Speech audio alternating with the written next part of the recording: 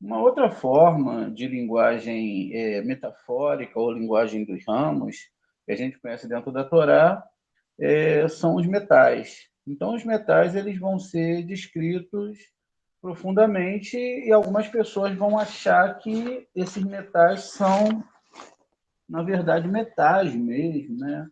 E o povo de Israel saiu com muito ouro, tinha muito cobre na terra tal, mas na verdade não é assim que funciona. Vamos ver aqui, dentro da nossa realidade, o que está falando isso. O que está sendo falado dentro da Torá em referência a isso. Vamos lá. O chumbo ele está ligado a Biná. Então, toda vez que eu tenho a palavra chumbo dentro da Torá, o que está me falando? Está me falando, eu vi lá, ó, e o chumbo, né?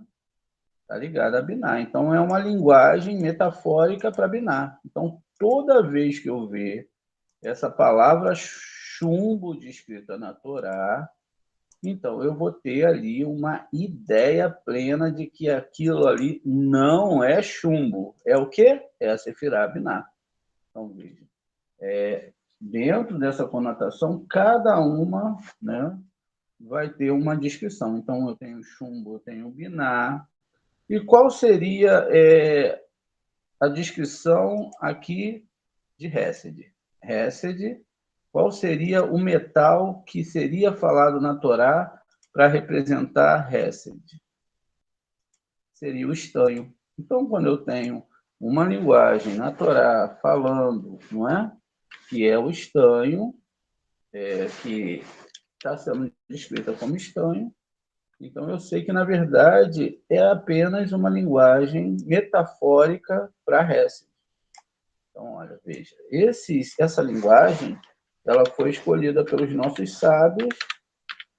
É como vocês já brincaram quando vocês eram menores, né? Existia uma linguagem que algumas pessoas inventavam e criavam a própria língua. Tem até a língua do P, não é? Tem gente que é craque em falar a língua do P. Então, era uma língua que é difícil de você entender se você não sabe. Mas, para quem conhece, é muito, muito fácil. Então, veja,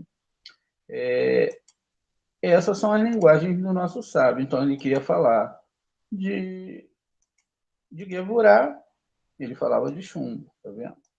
Imagina que ele estivesse lá num local que fosse proibido falar dessas questões da Sefirot. Aí ele falava, ó, o chumbo, né?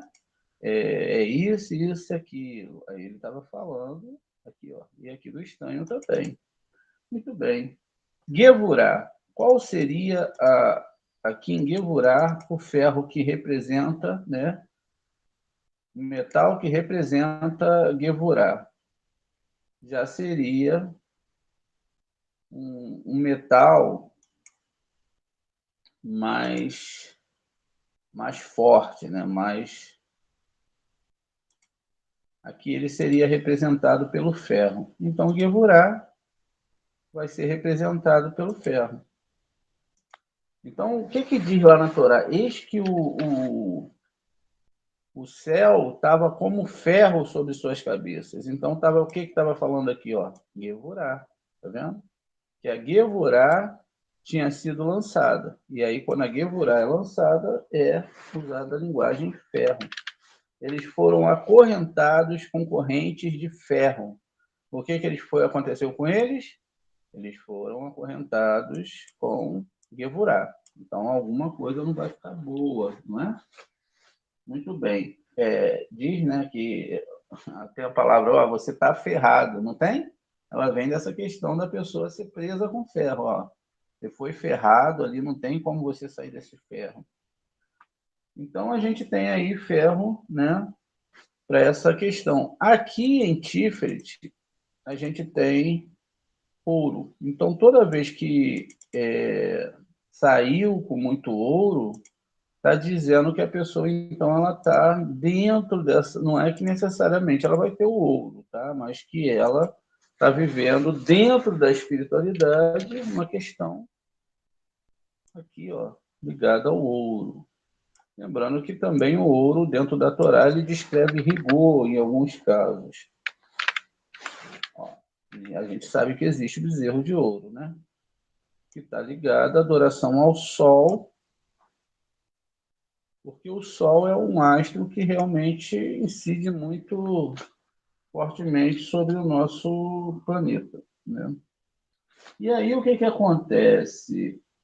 A gente tem outros, né? Agora a gente tem aqui o Ode, né? Tem o Netza primeiro, porque vem nessa ordem, e aí o ferro tem também aqui o metal que vai representar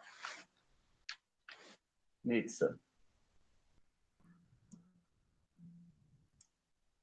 E esse metal é exatamente o chumbo, o cobre, perdão. Então, o cobre, veja. Aqui eu tenho cobre. Então, toda vez que na Torá estiver falando de cobre, eu estou falando de quem? De Netza. Netza é realmente essa parte aqui do cobre. E o Ode? O Ode, ele vai estar falando do Mercúrio. É exatamente o nome do próprio planeta, o nome do próprio metal. Então, veja. Mercúrio. Qual vai ser, então, o metal na Torá que, quando quer falar de Yesod, vai ser falado? Yesod vai ser representado pela prata.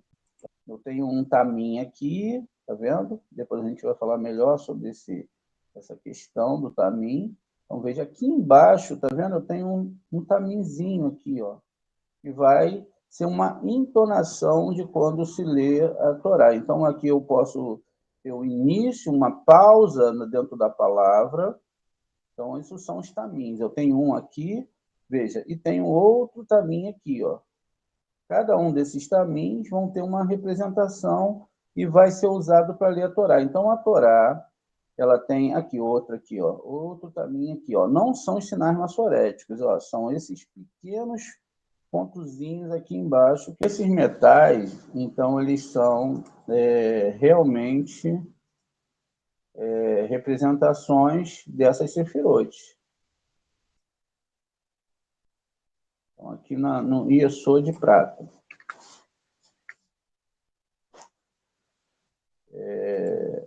Veja, toda essa questão aqui, a gente sabe que existe uma pureza e uma certa mistura entre alguns minérios para se formar esses minérios, né? Ou seja, a prata, enfim, todos esses metais, eles são ditos como sefirotes. O que é chumbo?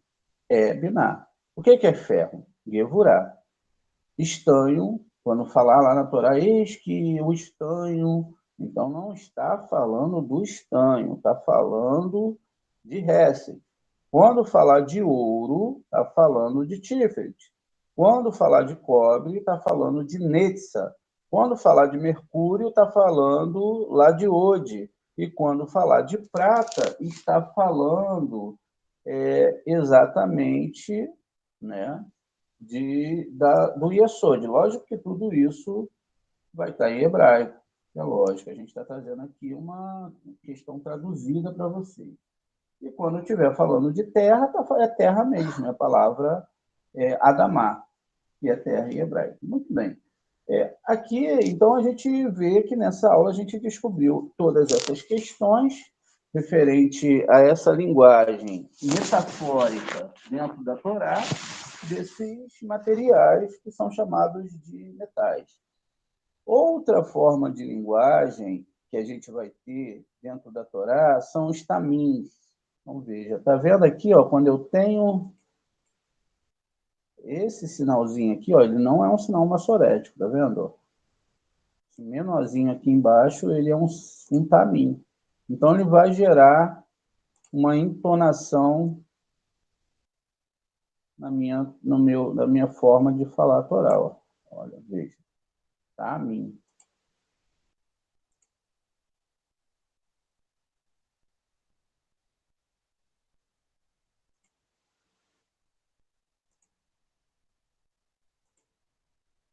Onde eu tenho outro tamin? Vamos ver aqui. A gente só está mostrando a forma de linguagem da Torá para vocês e do Zohar para vocês poderem compreender. Ainda não estamos falando do tamim, da explicação em si. Ó. Veja, aqui eu tenho outro tamim, e aí é uma das formas de linguagens, ou seja, são modulações do som, da voz. Então, eu terei essas modulações que vão estar representadas por esses sinais. Aqui tem outro caminho aqui, tá vendo? Ó? Cada um desses caminhos vão ter uma linguagem, enfim. Mas aí essa é uma outra forma de se entender a Torá, ou seja, como é uma cantilação, como a palavra é falada, onde se tem uma pausa, o que representa essa pausa, o que vai trazer para a palavra todo um outro novo significado. Por incrível que pareça, isso faz parte da expressão dos nossos sábios em relação à própria Torá. Outra forma que nós temos são as necudotes, né? Que são esses sinais que nós conhecemos. Né? Aqui eu tenho outro caminho, tá vendo aqui? Ó? Eu acabei não marcando, ó. Eu tenho outro caminho aqui na frente. São pontos que vão estar, que não são sinais maçoréticos. Já os sinais maçoréticos são esses pontos que nós conhecemos, né? Eles vão ser usados na pronúncia da letra. Veja, eu tenho aqui, olha, uma pronúncia, e essa pronúncia ela vai dar o som de E, aqui lâmide e o E, tá vendo? E aqui o O, tá vendo? Porque está em cima, então um pontinho aqui em cima ele representa o O.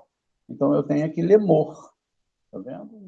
Os sinais maçoréticos sendo representados em cada palavra, e elas vão colocar, então, aqui dentro, não é uma forma onde eu possa falar essas palavras e possa saber a sonoridade dessas palavras. Se eu tiro todos esses sinais aqui embaixo, eu já não saberia o som que essa palavra faria, que eu sei, ó, vai, sabe.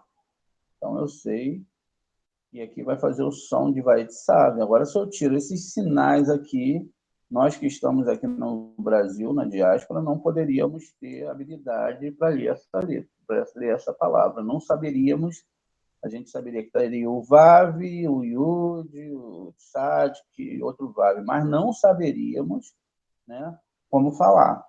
Que faria vi, vou, né, esse Tsa faria, Otse, Otsu, Otso. Então, a gente não saberia também o som, por exemplo, aqui eu tenho Yehoshua, né? Então, veja, eu não saberia aqui na palavra Yehoshua qual era o nome verdadeiro. Talvez por uma similaridade, que é uma palavra que a gente repete muito, mas eu não sabia que isso aqui significaria um O, poderia ser um U, ou poderia ser um Vav, né? O Shin aqui também, olha, ele está de uma forma especial. Ainda tem dois sinais aqui em cima, ainda que muda também a propriedade da letra. Mas aqui eu tenho um Shuruk, tá vendo? E esse Shuruk, ele é a letra U. Além disso, aqui em cima eu tenho um pontinho que vai dizer que é um Shin e não um Sim. Se esse pontinho tivesse aqui desse lado, seria um Sim. E aí já não teria som de SH, mas sim só som de S. Enfim, então veja, toda essa pontuação, esses sinais são chamados de Nekudot, né? E eles vão ser a luz, né, na sua saída gradual do corpo do Patsuf de baixo para cima. Ou seja, todo esse sistema vocálico, todo esse sistema de entendimento da Torá, ele vai formar exatamente a questão de como se fala essas palavras. A gente tem também o que nós chamamos de taguim. Taguim são as coroas que vão ser formadas em cima de algumas letras. Então, algumas letras elas têm coroas. Coroas são taguins, são chamadas no nosso idioma de coroas que as letras recebem. Algumas letras vão ter essas coroas. Uma delas é a letra Ain, tá vendo? Já no outro caso lá, a gente não botou, são os tamins. Vamos escrever aqui também, tamin, para vocês poderem saber né? O que são esses sinais. A gente tem os taguinhos, tem tamin,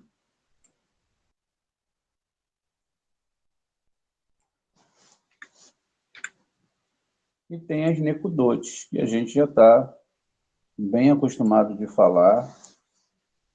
A gente vai começar agora a adentrar mais no hebraico, né? Porque chegou um momento agora de vocês aprenderem isso profundamente. Então, vejam, essas três formas de expressões, além das linguagens metafóricas, além de todas as questões que são faladas na Torá, né?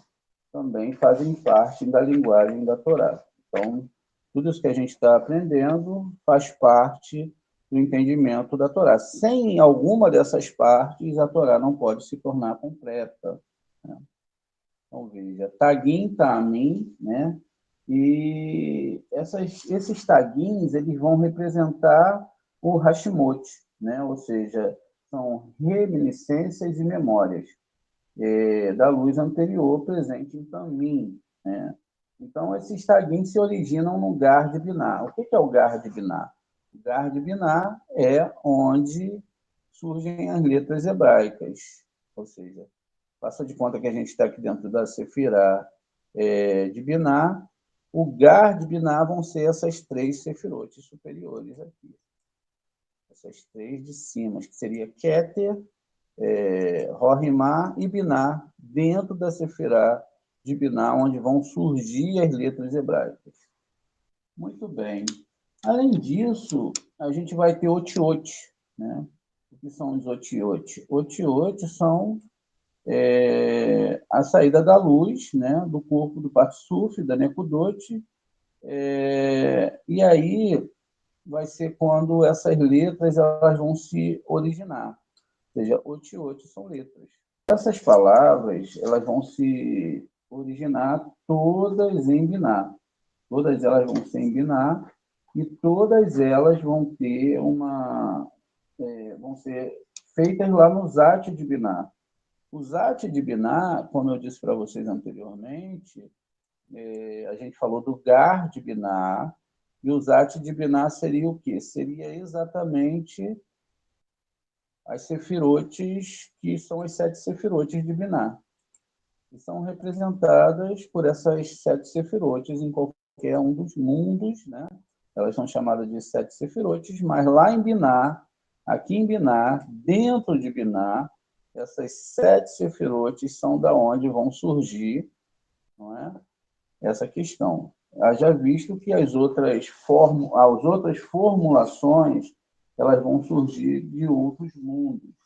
Então, é importante também saber isso. Ou seja, Tagim surge dos Gar de Biná, já as letras já vão surgir do Zat de Biná, ou seja, as letras elas já começam a surgir nesse mundo aqui. Ou seja, a ideia da criação, de tudo que está sendo falado. Então, o que acontece dentro disso? As 10 sefirotes se dividem em 3 partes primárias, né? Vamos ver aqui, dentro dessa descrição, como que vão se descrever essas sefirotes.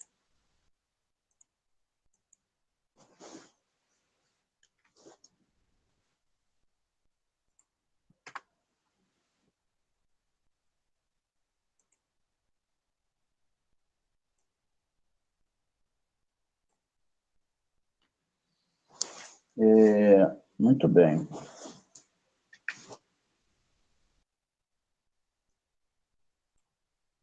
Então, elas vão se dividir como? Tamim, ela vai estar ligado a Keter.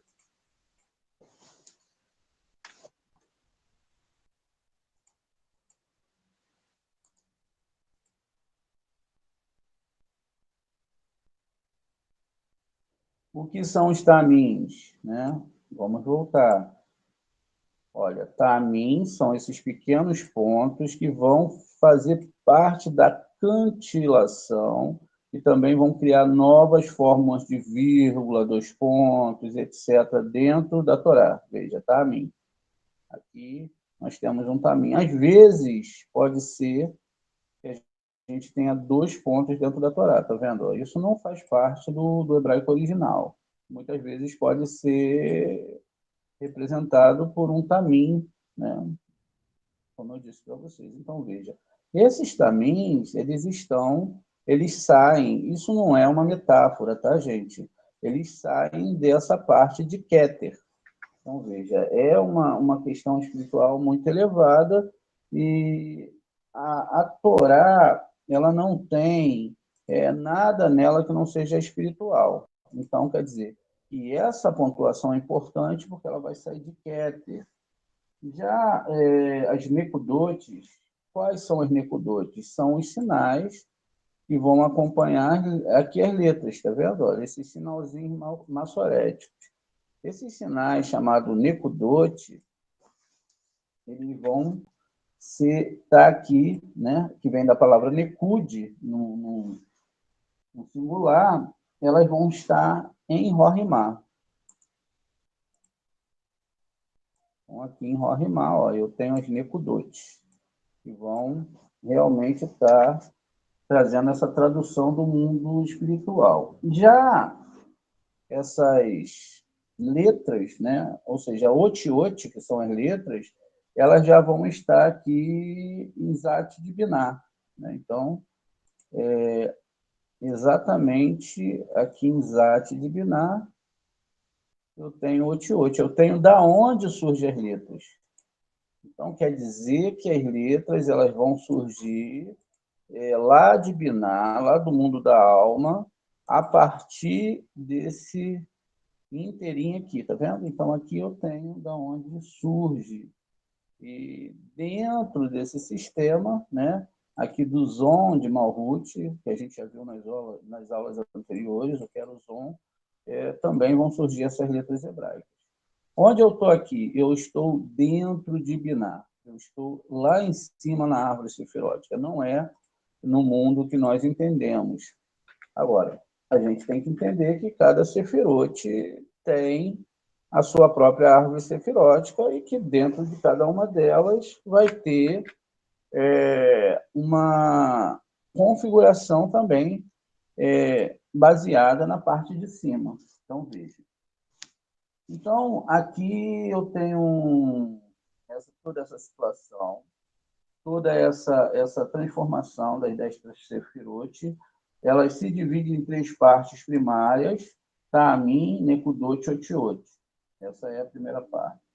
Então, de acordo com a luz da Sefirot, elas se dividem também em Ta'amim, em Rorimá, Nekudotes vão estar em Binar, nessa outra configuração. Primeiro, a gente está vendo as 10 sefirotes que vão se dividir em 3 partes primárias, Ta'amim, Nekudot e Otiot dentro de Binar. Então, tem essa formulação. Quando agora, vamos copiar aqui, vamos para um outro slide, para não confundir vocês, a gente está em outra situação, ou seja,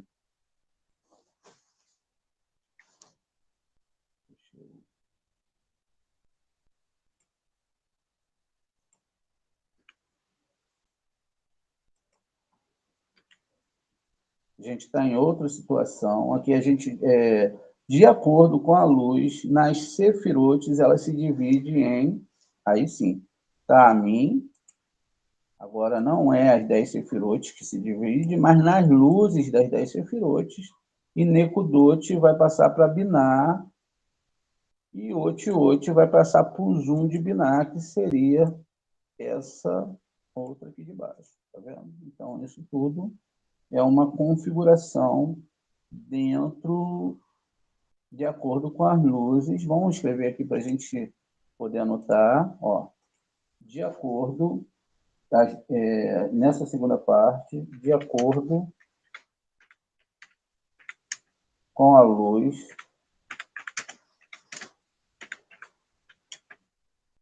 nas sefirotes.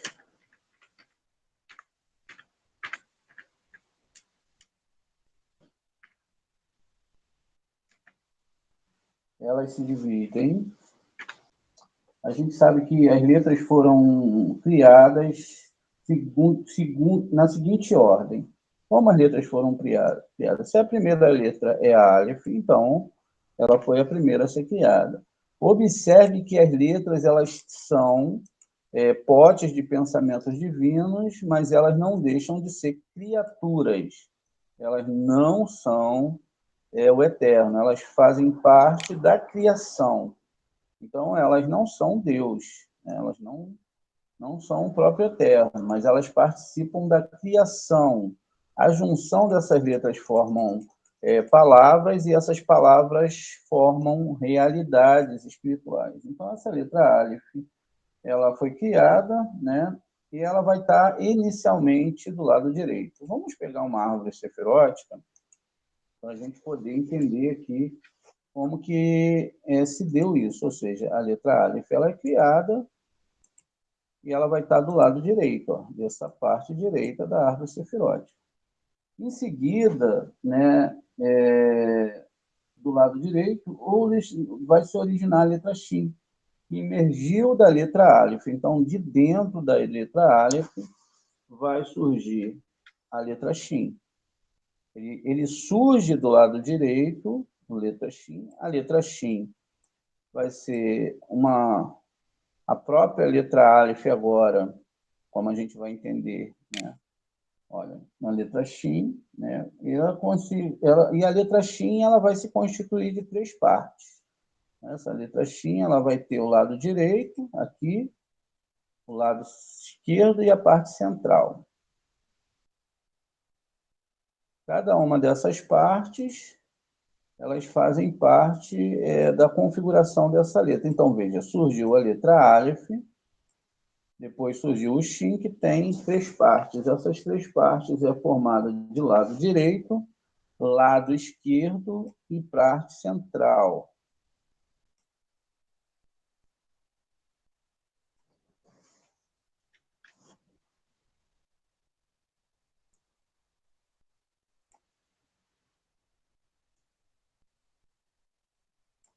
Tá vendo? E essas 3 partes fazem, então, parte da letra Shin, que vai ser essa parte. Então, dessa forma, a letra Vav, né, é formada por 3 letras, né? E aí, após unir-se com Aleph, ou seja, quando a letra Vav ela vem, veja, a gente tem a parte de baixo, né, essa letra Vav aqui, e aí vai vir uma outra letra Vav, vai se unir, veja, a gente tem aqui 4 pernas, tem 3 pernas, mas a gente tem a base. Então, a letra Vav, ela se une, né? E aí, então, a gente vai ter a formação da letra Shin. E aí, dentro dessa formação, a gente vai ter, então, agora, junto com essas 2 palavras, a formação de uma outra palavra que foi necessária para toda a criação. Não só de tudo que nós conhecemos, mas também da palavra Esh.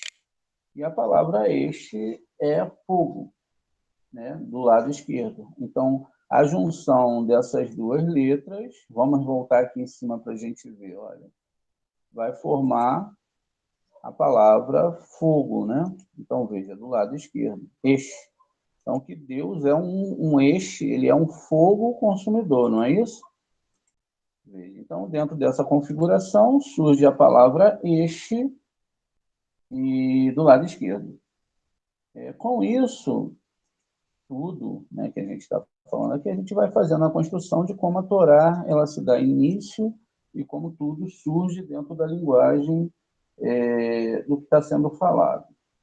Então, da interação do lado direito com o esquerdo, essas 2 letras se mostram em contradição entre si, ou seja, o Aleph e o Shin, já que a linha direita inclui água, enquanto a esquerda inclui fogo. Veja, enquanto nesse lado eu tenho água, nesse lado eu tenho fogo, ou seja, eles são ali antagônicos entre si.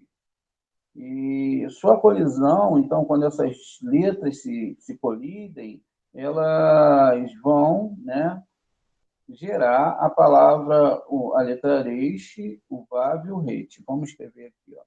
Essa fusão, quando elas se batem uma na outra, elas vão, então, formar essas 3 letras aqui, ó. A letra Resh,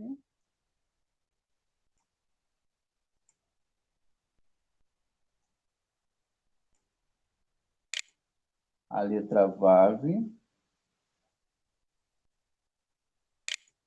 e a letra Het. Tá vendo? E vai ser a palavra rua. Essa palavra rua, que é vento, né? Vento.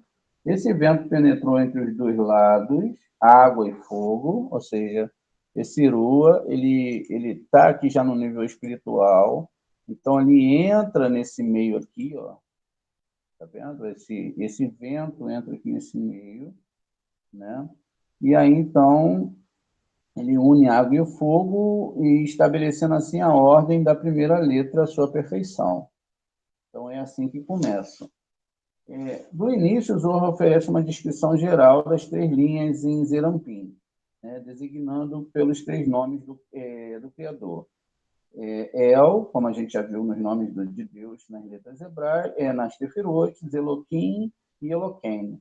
E a seguir passa a explicar a descida dos níveis de preenchimento de Zerampim a Malhut com luz de Rohimá, com a luz da sabedoria, na forma de combinação de letras, na ordem de descida dos degraus do alto para o baixo. Maim, a água, não é?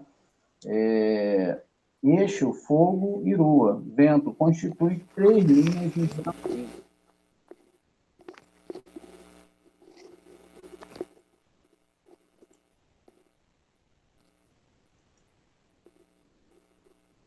Então, essas 3 linhas que são constituídas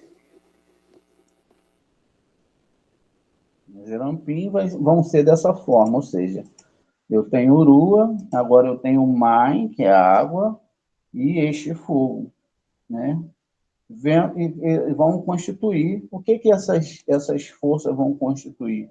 As 3 linhas de Zerampim, ou seja, essa linha e essa linha central. Não é? Então, é isso que vai ser formado aqui. E é por isso que a primeira letra de Zerampim vem de ave, né? Ave é binar, tá vendo? É como a gente chama mãe em hebraico. Gira as seguintes combinações. Aleph revelou do seu lado direito, ele vai gerar do seu lado direito Mem. Mem fica à esquerda de Aleph, né? Vai formar aqui desse lado aqui, juntamente com o Aleph do seu lado, né? O Aleph ele revelou do seu lado direito o Mem. Agora sim. A gente tem aqui um Mem formado e o Aleph revelou o Mem. Se você pegar as 3 pontas aqui, você vai ver que são as mesmas letras sofrendo mutação.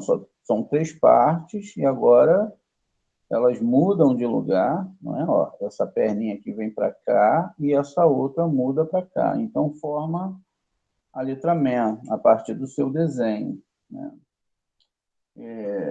O Men revelou o Shin como a linha do meio, pois Men inicialmente consiste da linha esquerda, porque existe na forma de uma letra Men, oculta na palavra Eloquim. Então, quando a gente tem a palavra Eloquim, né, a gente tem a letra Men lá no final dela, de outra forma, na forma sofite, que é aquela letra bem quadradinha, né, que pertence à linha da esquerda. Assim por diante, foi assim que nasceram todas as letras do alfabeto hebraico. Uma letra foi formando a outra letra e assim sucessivamente.